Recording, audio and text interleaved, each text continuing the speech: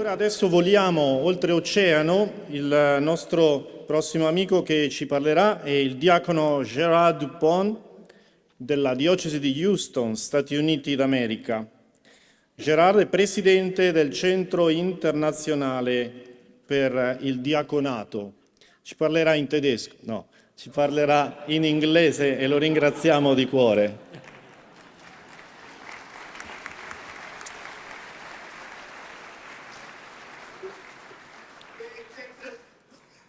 Yes, I'm American, and I will attempt to speak in English.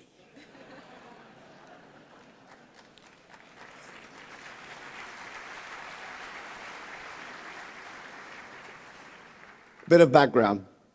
On August 30th, 1968, Pope Paul VI granted the petition of the United States bishops for the restoration of diaconate to its Episcopal Conference, and Canada followed with its request shortly thereafter.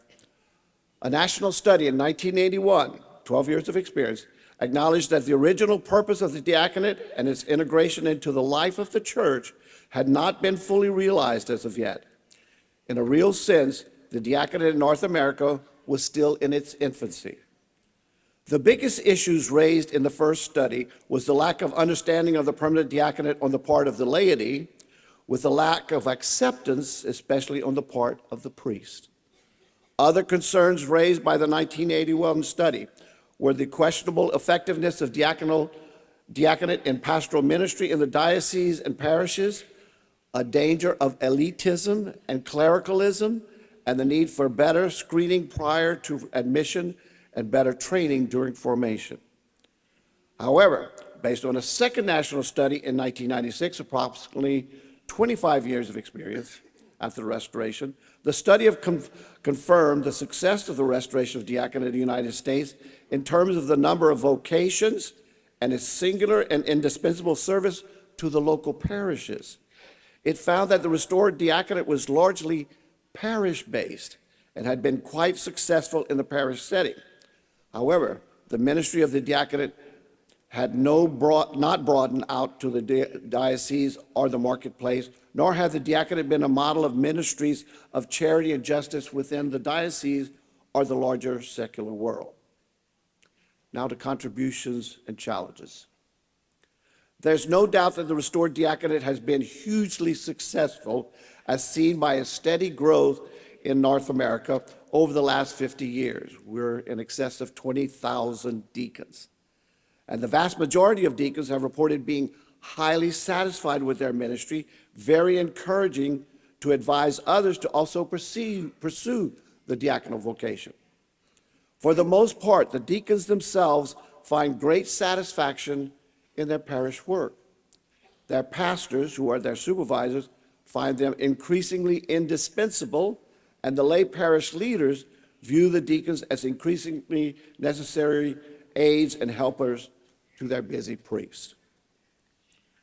To the question of what do deacons do, the previous national studies indicated the deacons do the things that priests did unaided before the restoration of the diaconate. The 1996 and 2018 study states emphatically that the diaconate has become the unintentional solution to the decline in priestly vocations. In fact, the number of priests in North America is decreasing at approximately the same rate as the number of deacons is increasing. At the current rate, the number of deacons will equal the number of priests in approximately 20 to 25 years. But it's quite clear that the reinstitution of the diaconate is not meant to be a remedy for the shortage of priests, because it distorts the meaning of both the priesthood and the diaconate. The 1996 and 2018 study indicated that the focus of ministry for most of the deacons is largely liturgical and sacramental, and they perform these expected tasks quite well. This particular focus is understandable since most deacons spend between 10 to 20 hours a week in ministry, and the pastoral needs help in baptismal preparation and baptism, marital preparation, weddings, funeral vigils and grave sites, homebound funeral home visitations, as well as teaching in OCIA and helping out on a regular basis in preaching and that's just to name a very few. With the limited number of hours the deacon has to give, among his primary responsibility to his family and his career, the parish needs are perceived as primary over that of the ministries of social justice and charity, thus mooring the deacon even more to the parish and being identified as indispensable to parish life by deacons, pastors, and laity. Therefore, a primary challenge of the diaconate for the future in North America is to broaden the diaconate ministries beyond its largely successful and increasingly indispensable adaptation to parish life, and emphasize more strongly that deacons through ordination are called to be a model, animator, and facilitator of ministries of charity and justice within the local diocesan church. Now, in light of this observation, the latest national directory has strongly articulated the threefold diaconal ministry of service of the word, service of the liturgy, and service of charity, and the strong connection of all three. In fact, it states quite clearly that the diaconate ministry of word, liturgy, and charity are not to be separated. The deacon is ordained from them all, and no one should be ordained who is not prepared to undertake each in some way. Now, with this in mind, a growing number of dioceses in North America are making dual assignments at ordination. The deacon is assigned to a parish with the duties and responsibilities of the deacon spelled out in a parish ministry agreement. And at the same time, the deacon is also assigned to a special diocesan ministry of charity with the duties and responsibilities of the deacon spelled out in a special diocesan ministry agreement. This is an attempt to broaden the ministry of the deacon outside of the parish, which the deacon is generally has been tied, and might I say even chained, for nearly 50 years. It remains to be seen if this will be a lasting effect on the diaconate in North America.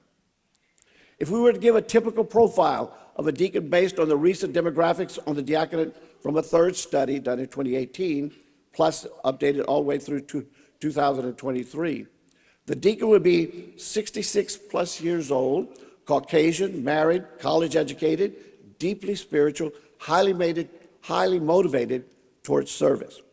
With this image of the typical deacon, the question needs to be asked what the local church should be looking for in their recruitment and selection of future candidates to the diaconate to ensure the church's sacramental service remains a reality.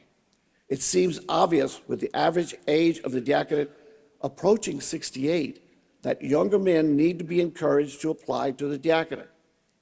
Unfortunately, because of family and career responsibilities, younger men are discouraged from applying.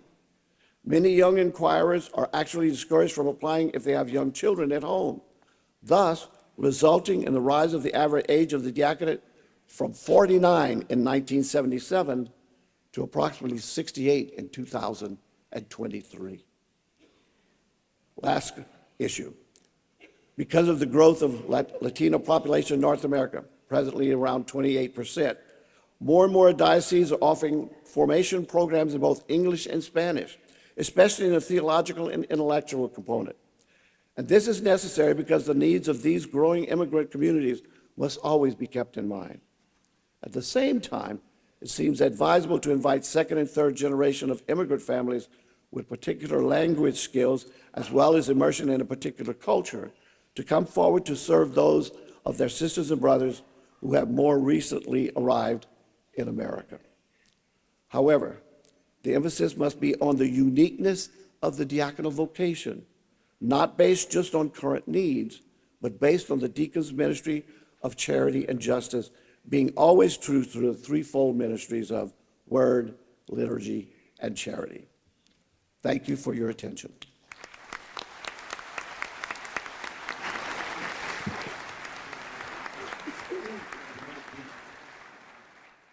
Latina di lingua spagnola.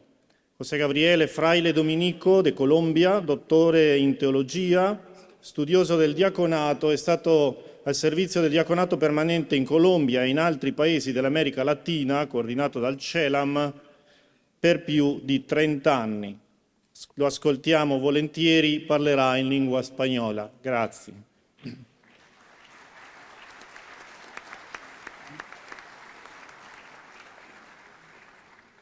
Buongiorno.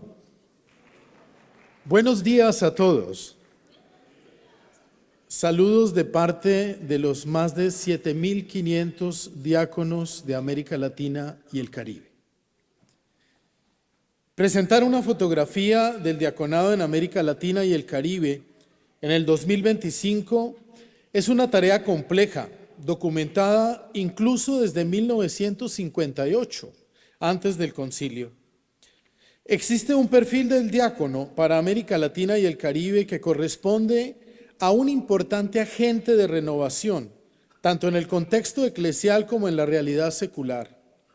Un hombre de servicio, de la gratuidad y de la esperanza, que ama con preferencia a los pobres y a los excluidos. Diacono Cori, grazie a tutti i diaconi del Brasile e le loro mogli.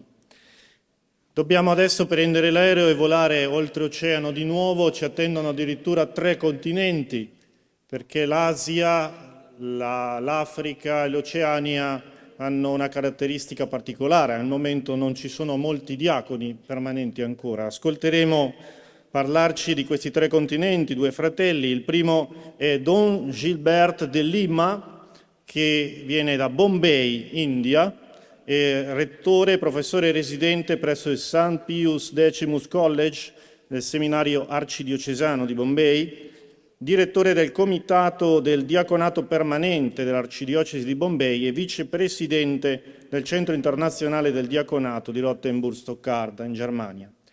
A lui diciamo il nostro grazie, ci parlerà in inglese dei continenti dell'Asia e dell'Oceania. Ascoltiamo volentieri.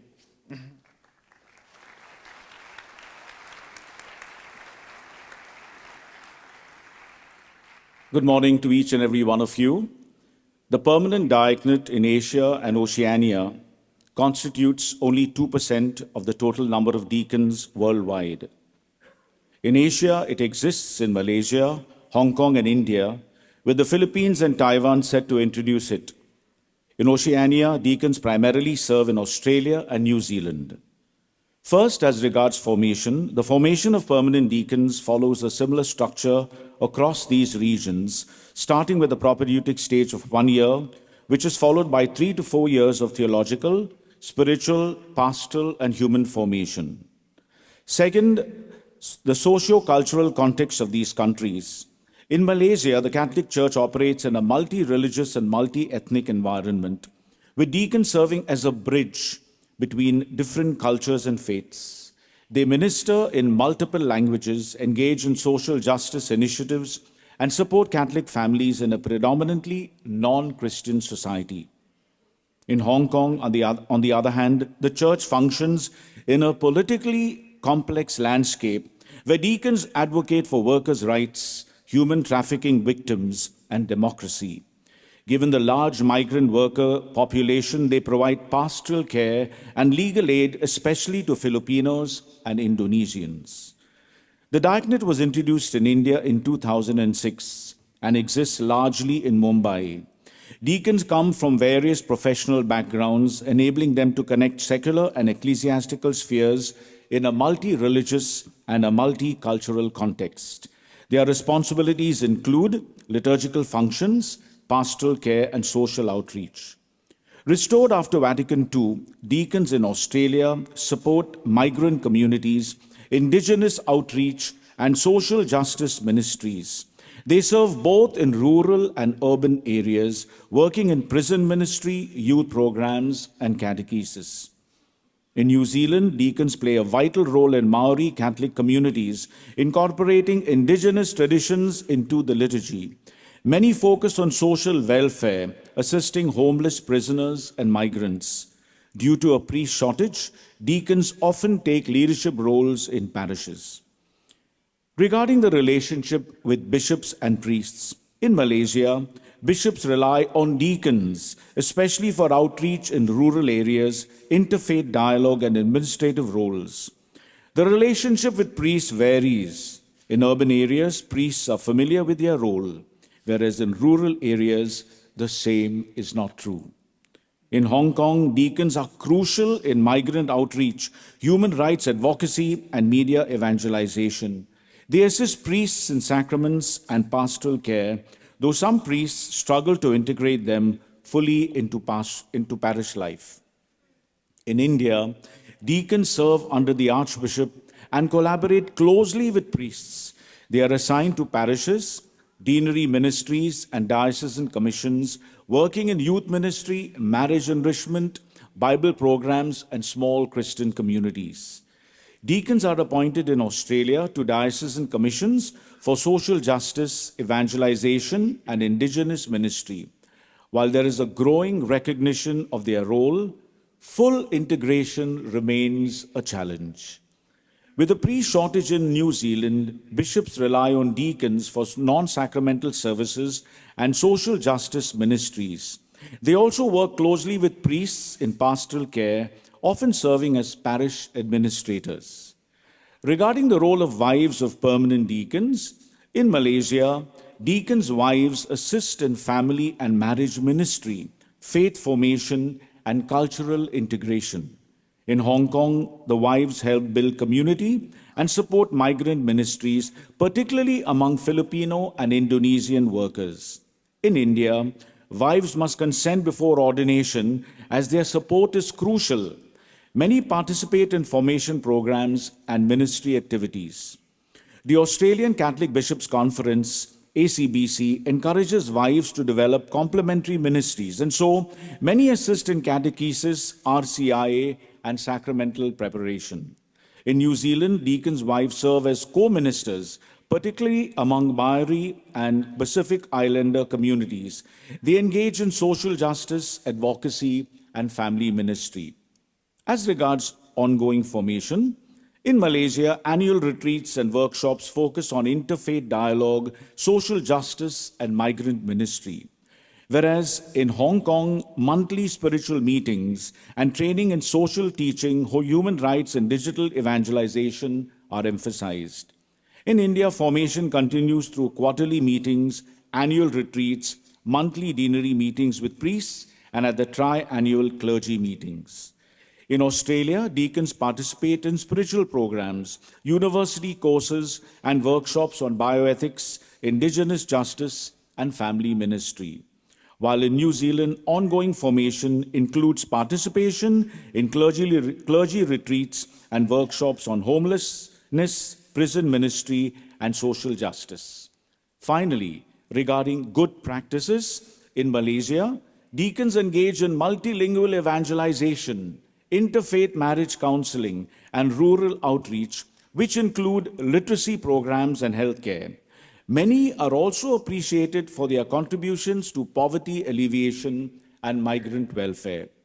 In Hong Kong, deacons advocate for migrant rights as well as use digital media for evangelization and also support humanitarian and democratic initiatives. Deacons mentor young people in India, promote lay involvement through small Christian communities, and some provided pandemic relief with great courage. In Australia, deacons are active in indigenous reconciliation, hospice care, and digital evangelization. The Diocese of Broken Bay's formation program is considered a national model.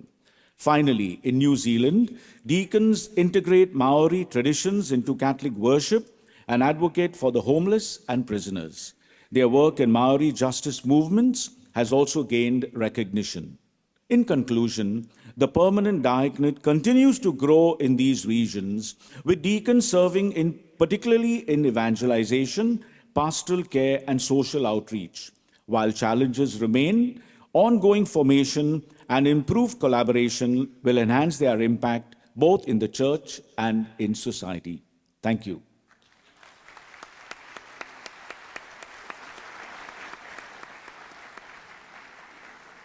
Thank you very much, Father Gilbert.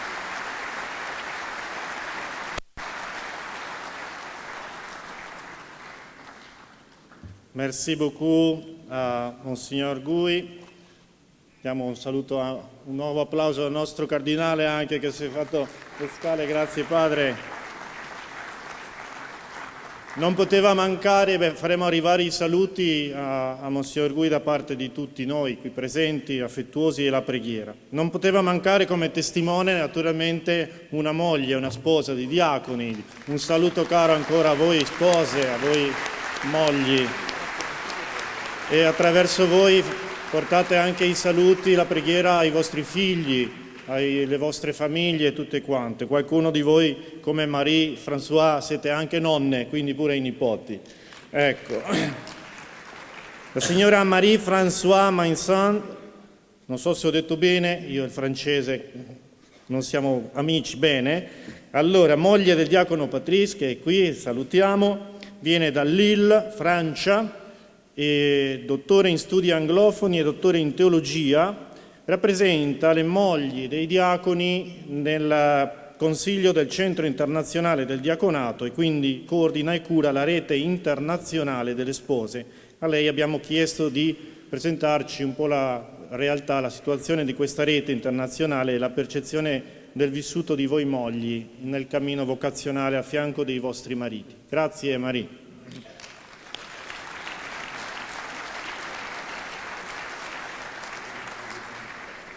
Bonjour à tous et à toutes. Sur cette photographie grand format de la réalité diaconale actuelle qui vient de nous être présentée, les épouses ne sont pas absentes, puisque dans la majorité des cas, les diacres sont mariés. Alors, soutenir le diaconat, c'est aussi soutenir la part féminine du diaconat et faire en sorte que les épouses puissent trouver leur place dans cette position bien particulière qui est la nôtre, à la fois au-dedans et au-dehors du diaconat. Et donc voilà bien un chantier qui dépasse largement les frontières. C'est dans cet esprit que le bureau du Centre international du diaconat a encouragé la création d'un réseau d'épouses, mais comment le constituer? Avec la collaboration des délégués diacres qui ont proposé des noms, nous avons sollicité des femmes déjà sensibles à la question de cette place singulière des épouses dont le mari est diacre. Et, divine surprise, si je puis m'exprimer ainsi, les 6 continents ont répondu présents. Elles s'appellent Beth et Mary, elles sont américaines du diocèse de Houston au Texas. Sueli et Rita sont au Brésil, dans le diocèse de Brasilia, et avec Annette, et c'est Anne qui nous rejoint de Sydney en Australie. Lydia de Bombay nous informe sur les réalités indiennes, et sur le continent européen, c'est Lucia et Clarin qui nous donnent des échos d'Allemagne. Vilma, du diocèse de Milan, représente l'Italie, et c'est d'Angleterre, au sud de Londres, qu'Angela présente son intérêt pour ce réseau féminin. La Belgique n'a pas encore d'épouse pour la représenter, mais nous donne régulièrement de ses nouvelles. Quant à Dicastery, du diocèse de Pretoria en Afrique du Sud, elle n'a pas encore pu nous rejoindre, mais ça ne saurait tarder. Un peu avant la fête de Noël 2022, nous nous sommes rencontrés pour la première fois en visioconférence, une rencontre virtuelle certes, mais une rencontre très émouvante. Nous sommes toutes des épouses dont le mari est diacre, à l'exception d'Anne, nommée par le diocèse de Sydney comme la personne ressource pour les épouses de candidats et de diacres. Nos premiers échanges appellent une évidence. Les épouses du réseau sont très sensibles au fait qu'aujourd'hui, la part féminine dans le diaconat soit considérée comme un point d'attention, sinon d'intérêt. Par ailleurs, au-delà de ce sentiment qui est partagé par toutes, il est assez facile de repérer des similitudes dans les expériences que vivent les épouses, autant que dans les questions qu'elles se posent. Ces questions relèvent de 3 domaines essentiellement. 1, le discernement.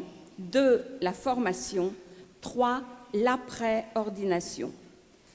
Dans ce tour du monde en accéléré, il ressort que, par rapport aux épouses, l'étape du discernement n'est pas très visible ni structurée, hormis en Australie et en France. Souvent, la distinction entre discernement et formation reste floue. Concernant la formation, les pratiques sont très variées. Elles vont d'une formation quasi inexistante pour différentes raisons, pour les épouses de candidats, à un cycle obligatoire de 6 années de théologie, en passant par la proposition de formation allégée qui est faite aux épouses comparée à celle des candidats. C'est le cas aux USA où les épouses doivent suivre une formation humaine et spirituelle, mais sont dispensées de la formation intellectuelle et pastorale. Après l'ordination, jamais aucune mission officielle n'est confiée aux épouses en dehors de celle qu'elles pouvaient avoir avant l'ordination, bien sûr. J'ajouterai 2 points forts et une défaillance. Du côté positif, dans le diocèse de Sydney, les épouses sont maintenant incluses comme élément vital au sein de la communauté diaconale où les diacres ont aujourd'hui des fonctions de direction paroissiale. À Bombay, l'IGA souligne que l'implication des épouses et l'attention à la vie de famille est désormais reconnue et abordée dans les échanges, ce qui est tout à fait nouveau. Du côté peut mieux faire, en France, les épouses accueillent la formation obligatoire de 6 années comme un réel enrichissement. Pour autant, elles sont nombreuses à regretter que cette formation qu'elles ont reçue reste inexploitée après l'ordination de leur mari. En ramassant ce qui vient d'être dit, et ce sera ma conclusion, il apparaît que dans ce tour d'horizon international, l'accompagnement des épouses ne semble pas être une réelle priorité pour l'Église. Ce qui existe ici ou là vient souvent de l'initiative des femmes elles-mêmes. Ce sont des propositions d'épouses faites aux épouses pour offrir des temps et des lieux de parole dans le but d'échanger, de créer du lien et de favoriser la relation. Dans un contexte de synodalité, il semble bien que cette relation se vive de manière forte à travers ce réseau d'épouses qui, toutes, font l'expérience de réalités bien différentes. Et ce tissage d'expériences féminines ne demande qu'à s'élargir. Merci pour votre attention.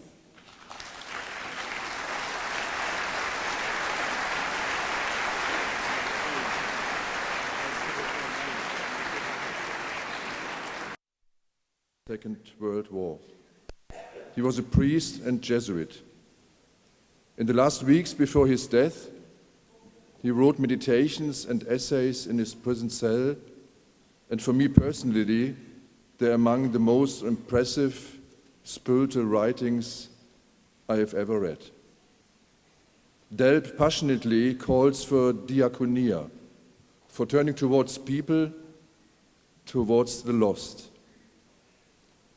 He speaks of the necessary return of the churches to diaconia, into service. He writes, "No one will believe in the message of salvation and the Savior until we have not toiled very hard in the service of people who are physically, mentally, socially, economically, morally, or otherwise ill." Service to people, for Delp, this is the greatest task of the Church. And the Church must not hold monologues, it must enter into dialogue. By this I mean spiritual encounter as a genuine dialogue, Delp writes. He also calls for ecumenism to be strengthened, which is about the churches proclaiming the gospel in our countries in a great togetherness with all the differences, but in great communion. We profess this faith together as Christians, as Orthodox, Protestant, and Catholic Christians. And that does not separate us, and that is the most important thing, that we know that we are deeply united in our Christian faith. We can't earn our faith. We can't buy it. We can't use marketing strategies to get it into other people's heads. Faith is a great gift that Christians should witness to the world together. In the gospel, the truth is linked to the statement, God is love, Deus caritas est. We can never live the truth of faith without love, and that is why friendship and togetherness are also part of ecumenism. We can all be inspired from what Gerald wrote in prison shortly before his death, with a view to the future direction of the churches. If a church of the future, if Christians do not work on the wounds of the world, in diaconia, in turning to the poor and the weak, then it will not and it cannot be the way into the future. We know that in the different Christian denominations, the experience of the diaconate takes on very different characteristics. But the size of the service unites them very deeply. I have two questions. Is the diaconate, and can it become, one of the most significant aspects in the future for promoting ecumenical dialogue between Christian communities?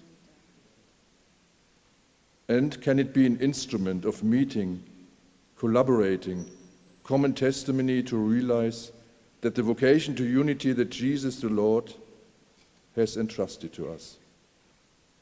Thank you very much.